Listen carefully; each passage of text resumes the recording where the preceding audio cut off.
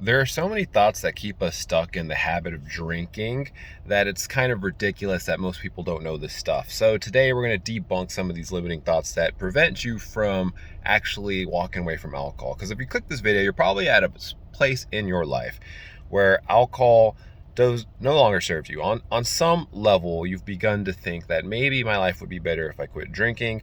Maybe I don't like the person I am when I drink anymore. Maybe I don't like the negative side effects of alcohol, the hangovers, the poor decisions, who I'm becoming, feeling empty, hollow.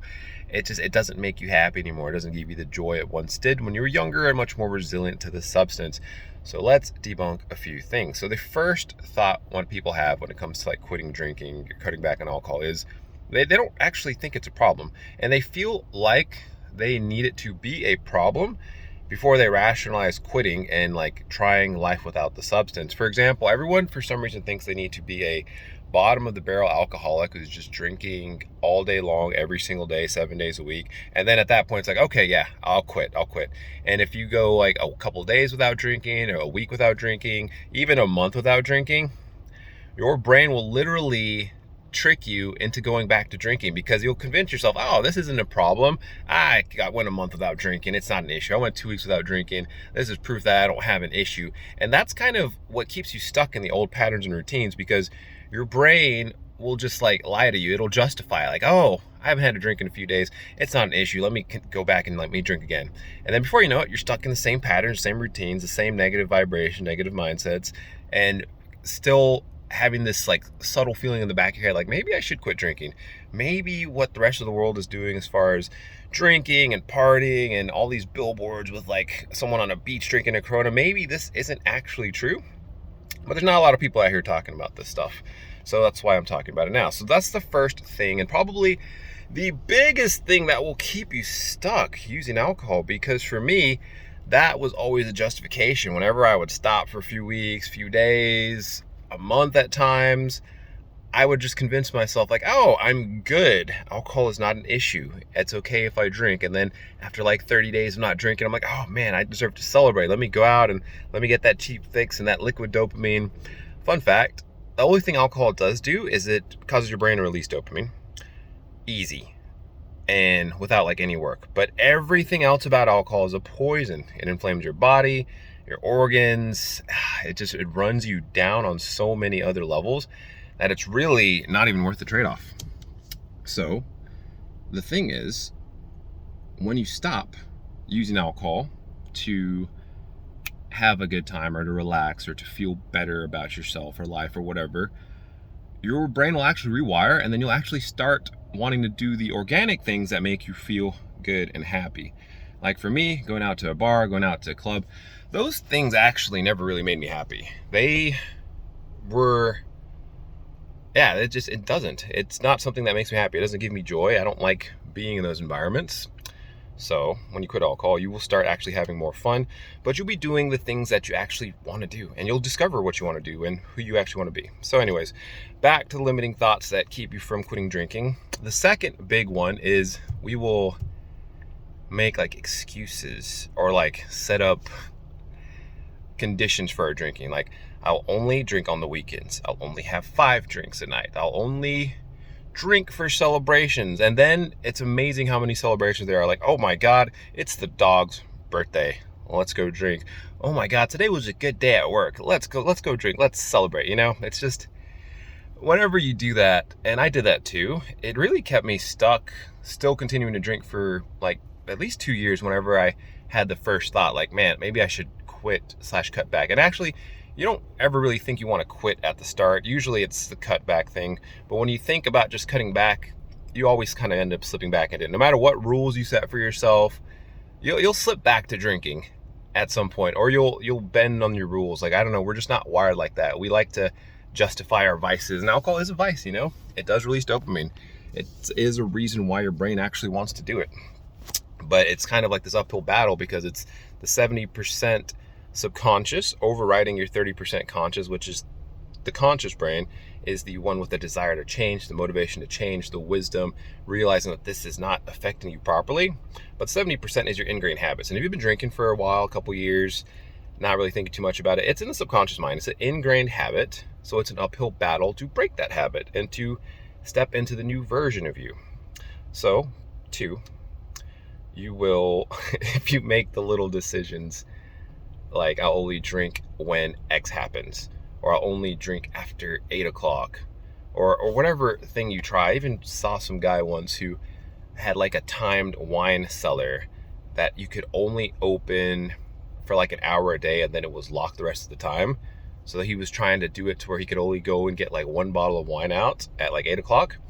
And then instead he would just basically just get a bunch of bottles of wine. So it didn't actually even work. He just like bypassed the system so he could keep drinking as much as he wanted to drink. So, fun fact.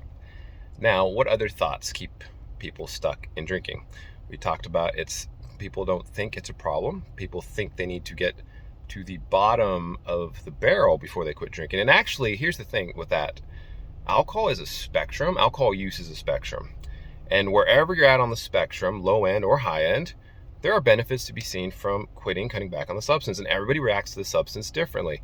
You could drink twice a month and see benefits from cutting out the 2 cocktails you have a month.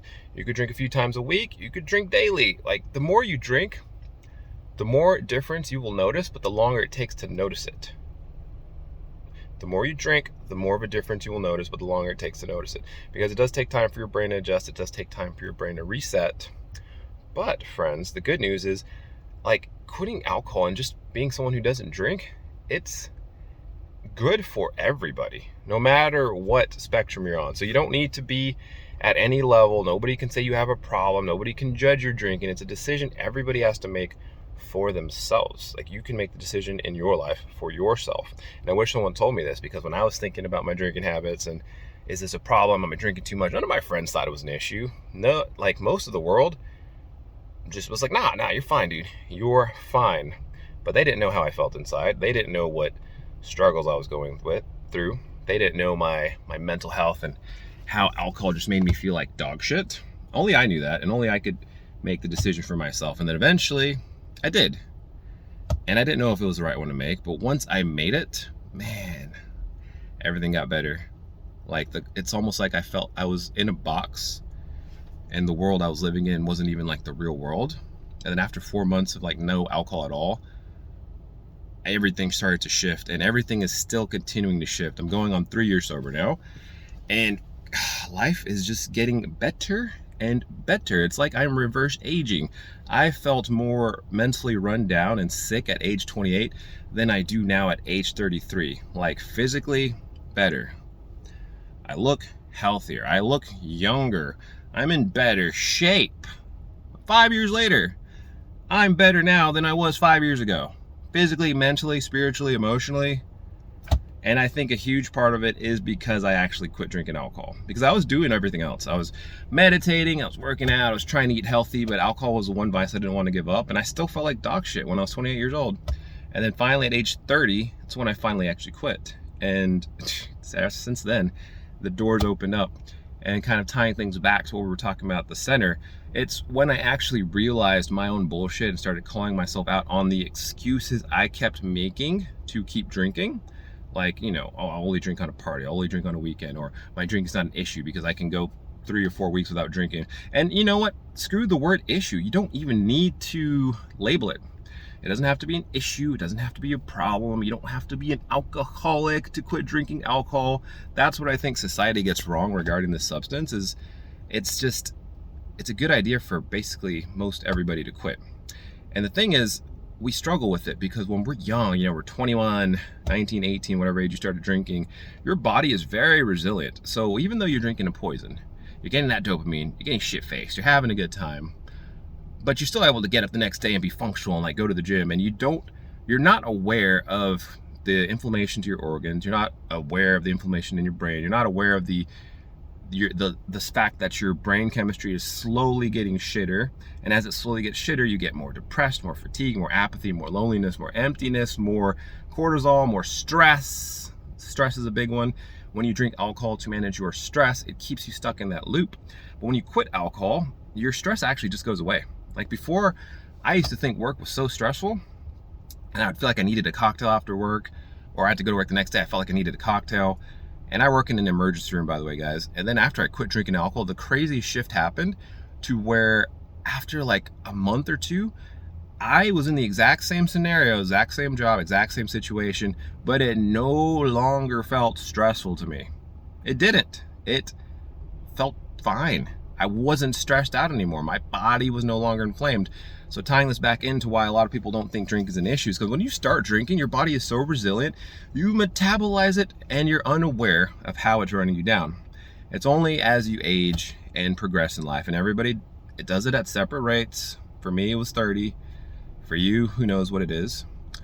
But your body stops being as resilient, and then you start being more aware. Hopefully, some people don't ever find that awareness about themselves, but you start being more aware of how this substance actually is running you down and how it ends up just not being worth the trade-off for that cheap dopamine anymore. Anyways, I hope you found value in this video. I'm gonna go get this workout now. I love you guys. Have an amazing day. Do not forget to smile. I'll see you on the next one, and good luck, my friends. Love your story and enjoy the journey. Best wishes. Yeah, I'm about to fade away, cause every time I wake up I feel like it's Monday. Something's going wrong with all the chemicals up in my brain. All of a sudden I don't look at anything the same way. Gotta build up of my thoughts sitting in an ashtray. I'm sorry that I'm so inconvenient, okay. Just let me be me and I'll stay out of your way.